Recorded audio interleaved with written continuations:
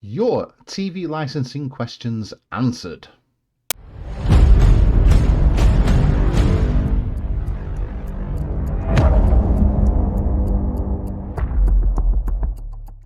Well, hello there, dearest viewer, and welcome back to my little corner of the YouTubies. If it's your first time here, please click the like, share, subscribe, etc. You know the drill by now. I'm not going to insult your intelligence by going on about it. But don't forget to click bell notifications, by the way. Thank you. Anyway, a couple of weeks ago, I put out a video asking for your help. I needed your questions about the television license, and it could be anything about the television license, what to do if the goons come calling, etc., etc., what to do if I get a letter, etc. So now we're going to have a look at your questions and I am going to answer them. Okie dokie. So here's the first one. And here we are, as if by magic. Here we go. I do hope you can see this. Here is a few good questions that I've been wondering about. The threatening letters that Capita send out illegal under the Malicious Communications Act? In a word, no. If I was to send someone a letter demanding money, or I would send enforcement goons out to pay them a visit, I would get a visit myself from the police. And could I report Capita to the police for sending me threatening letters that are written in such a way to cause me fear, alarm, and distress? Or could I at least report them for harassment, as they send their letters every month, demanding money for something I do not want or need? In a word, no, I'm afraid not. You can't report Capita for anything. Some people have suggested that you write to them, withdrawing the implied right of access. I would advise against that, and good friend of the channel, TV Licensing Blog, would also advise against that, because it may throw up a red flag to a judge that you've got something to hide if you withdraw your implied rights of access. So don't do it. The pieces of advice that I would give: if you get a letter, simply bin it. If you get a visit from a goon, all you need to do is say, or establish their identity first. Just say, who are you? Like you would any visitor coming to your door that you don't know. So, who are you? Hello, I'm from TV Licensing. Shut the door. Don't say a word. Absolutely nothing. They may come to the door and say, hello, are you Mr. Fred Blogs? Or Mr. Fred Blogs, is it? Shut the door.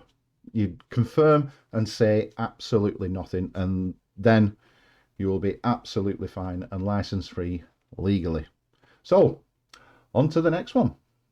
This one from Tim Hitkins. Hi, Mr. Jones. Thank you so much for your channel and all the information you provide. Thank you for commenting, Tim. Don't forget, go and look at Chili John Carney's channel as well. He does a lot of great stuff and gives out a lot of great advice too, if you're not already subscribed to him. Anyway, my question is, do you need a TV license to watch Talk TV, as it is a radio station rather than a TV channel? Thanks again. Keep up the good work. No, you don't need a license for that. It is a radio station and you don't need a license for a radio station. It doesn't broadcast on TV as far as I'm aware. I've gone through my mum's television downstairs and I can't see Talk Radio TV anywhere. As far as I know, it is a streaming service and you don't need a license for a streaming service. So I hope that answers your question. On to the next one. And here we go. Thank you, Steve Smith, or Steve Smythe, for your comment. How can it be legal for Capita to send letters that are tantamount to harassment? On another anti-TV licence forum, one of the members went to Pippa Doubtfire's address, she's head of BBC Revenues, and handed her a letter to PD's daughter, who answered the door. A few days later, the old Bill were at the member's house, telling them if he went to PD's house ever again, he'd be on a charge. One rule for us and one rule for them. Totally agree with that last bit. One rule for us and one rule for them. I don't agree with the middle bit, going to somebody's actual house. What I would do in that sort of situation, if you want to protest something, go outside and do it outside Capita's HQ.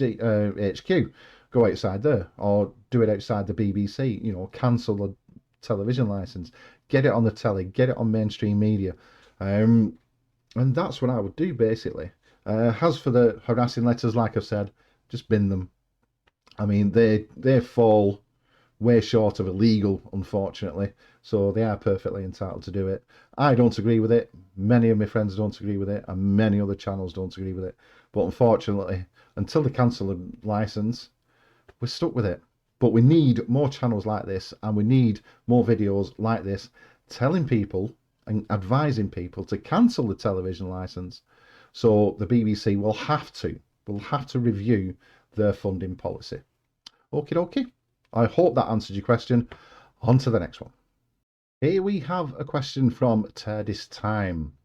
Like the name. Anyway, how the BBC expect my generation to pay for a TV license is insane.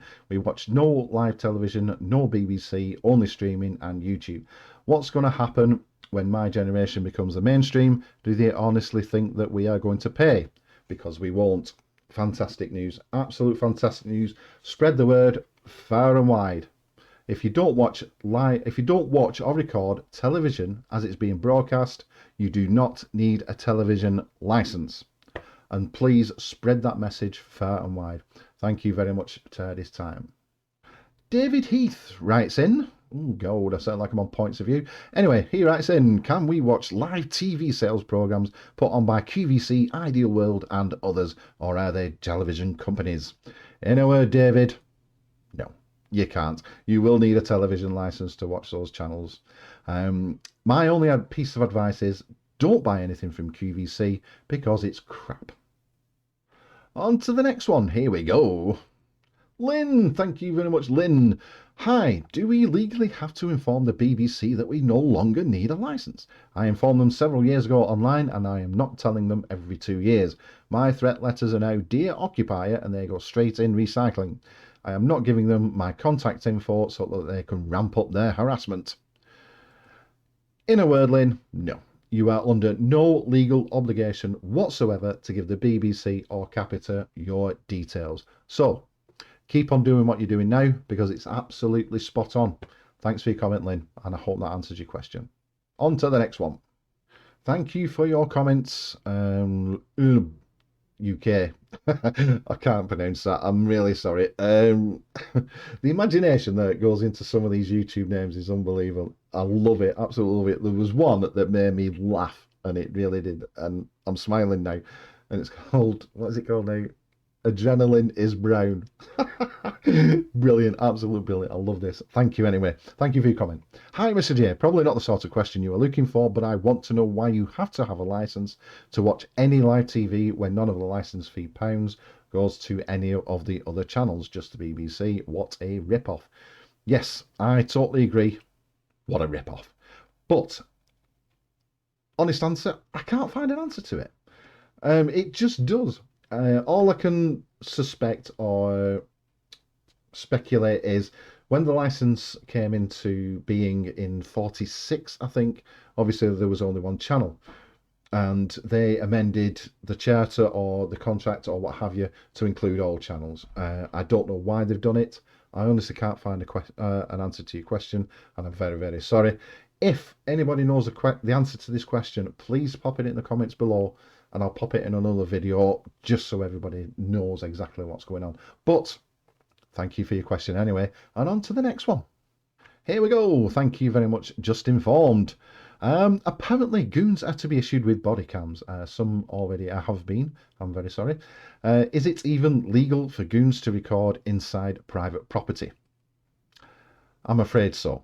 If the recording is justified and proportionate, this is how they get round it. My advice would be, in fact, I've got the website here. Yes, was the officer allowed to video in my home? Yes, if the recording is justified as being necessary and proportionate. That's what I've just said. Anyway, what they say is, how do I know if the equipment was activated? A light will have been displayed to indicate it was recording. An audible beep would have also notified you that the recording had been turned on or off. The officer will have also told anyone present that the equipment was recording, unless it was impractical for them to be able to do so. What a bloody get-out clause that is. Anyway, my advice is, and everybody's advice that does videos and channels similar to mine, would be to record them. Start recording before you open the door, and then open the door and then do the usual bizzo. You know, ask them for their ID and just say, hello, who are you? I'm from TV licensing.